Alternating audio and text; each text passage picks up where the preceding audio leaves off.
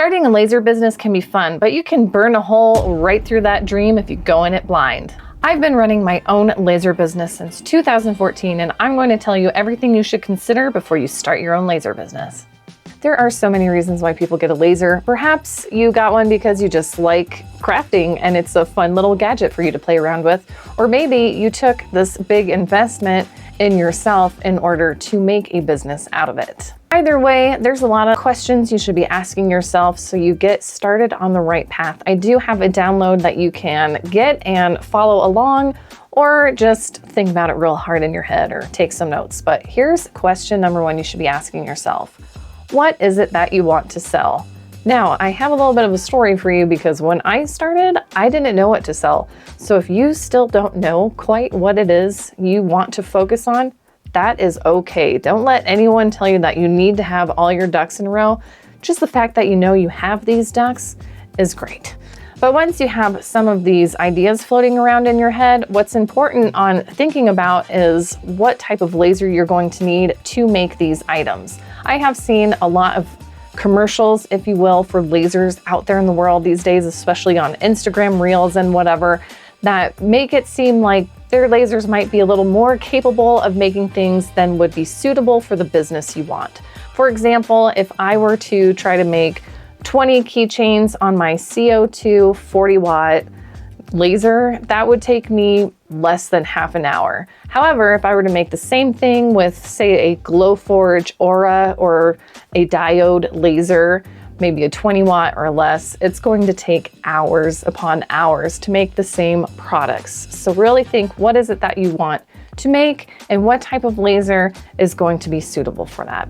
The second thing you need to ask yourself is, where is your laser going to go? No matter what type of laser you get, you're going to want a dedicated space for it. It's not just a fun tool you can get out on the weekends and shove in a closet during the week. It needs a dedicated location. We have vents going outside and water cooling systems and just a lot going on. So we need to make sure that it's in the right spot. So here's a checklist.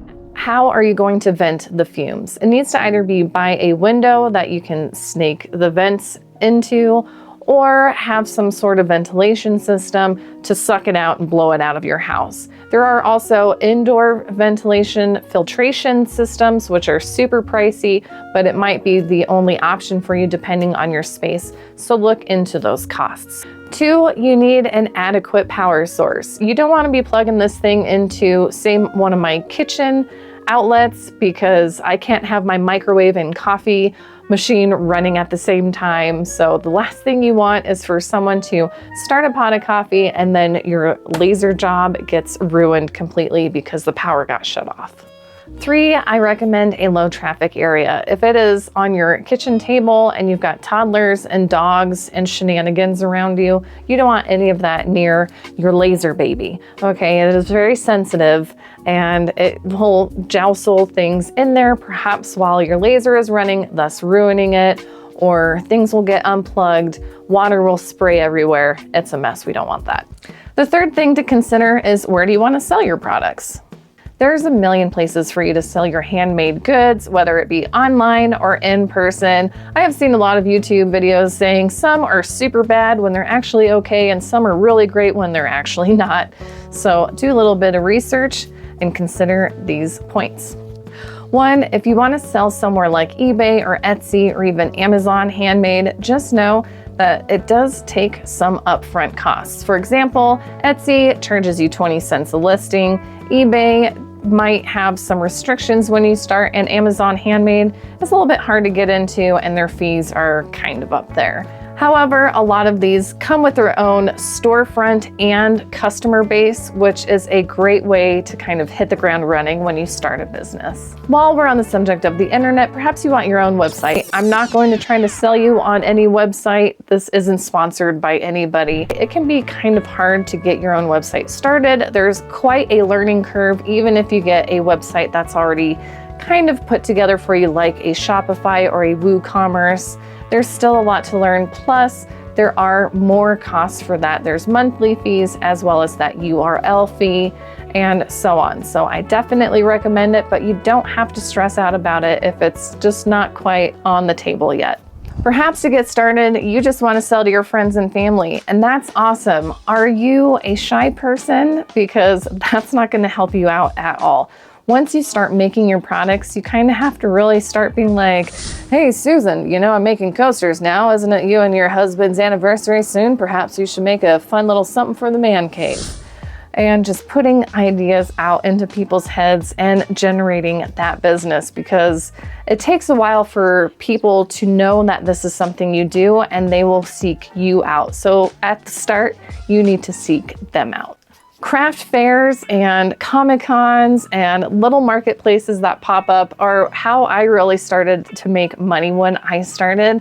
The only thing I kind of didn't consider and took a bit of a gamble on was actually the costs to be at these craft fairs. Some are free, which is awesome, and you should definitely do it. Some are as little as maybe $20 for a table for a few hours on a weekend. Others can be literally hundreds of dollars. I think one of the most expensive ones I've paid for was $450 for a Comic-Con, but boy, were there a lot of people there. So do consider those fees as well when you get started. The fourth thing to think about might be a little bit hard, because you're going to need to be really honest with yourself. Let me get a little closer, because I'm super serious when I say this.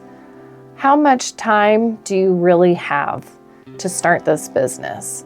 Now, some of you might be like, all the time in the world, I have nothing else going on. But most of us, like how I started, I had a full-time job when I started. So this was an extra time only thing. Let's talk about what are the big time suckers and if you can fit them into your schedule. The first thing you really got to think about when starting this is, where are you getting your laser files? Really need to make sure that you have time either for the shopping and gathering or the making of the SVG files or whatever files you need themselves. Next is, how much time will it take to complete the project? Once it's all lasered out, does it still need to be painted, glued together, varnished? There's dry time to consider. Or for me, I make laser cut jewelry. I have to like glue things together. Some things need resin, which takes overnight.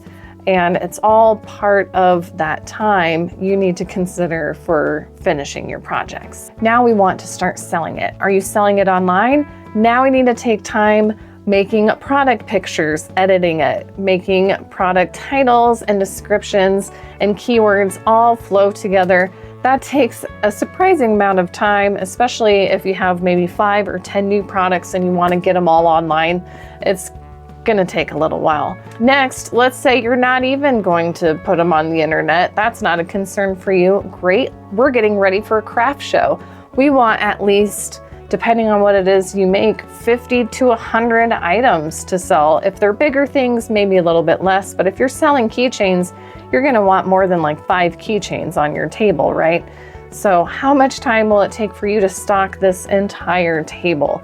Finally, one of the things I don't think people realize how much time it actually takes is planning for the future. Finding those conventions or marketplaces that are going to be popping up months in advance and figuring out, what are these products I want for next spring or next winter? It's time consuming, obviously worth it, but just know you need to set that time aside. Why? Why do you want to start this laser business?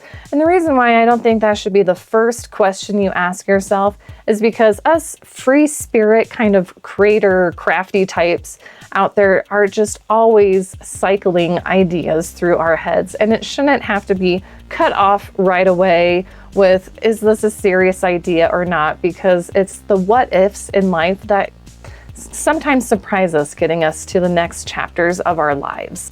I have a feeling you are a little more serious about starting a laser business. That's why you have dedicated yourself to falling down the rabbit hole of research. So let's finally ask ourselves, why is it that you want this laser business?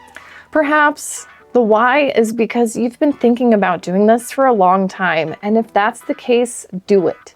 Do it now. Do it. After you're done watching this video, go research those lasers, think about what it is you want to make, and start narrowing down your options. My laser journey was pretty slow to start, not only because I was working full-time, but because the laser was so expensive, there was only so much more money for materials. But slowly you get there and you put the hours in and it will pay off. I have made so many products over the years, and really, come to find out, only a few of them are my real big money makers, which has left me to analyze why these other products didn't quite sell. And that's why I have made this video. In it, you can learn what might be wrong with your product or just what is wrong with the approach you're taking to sell it. So I hope to see you over there, and I'll see you in the next one.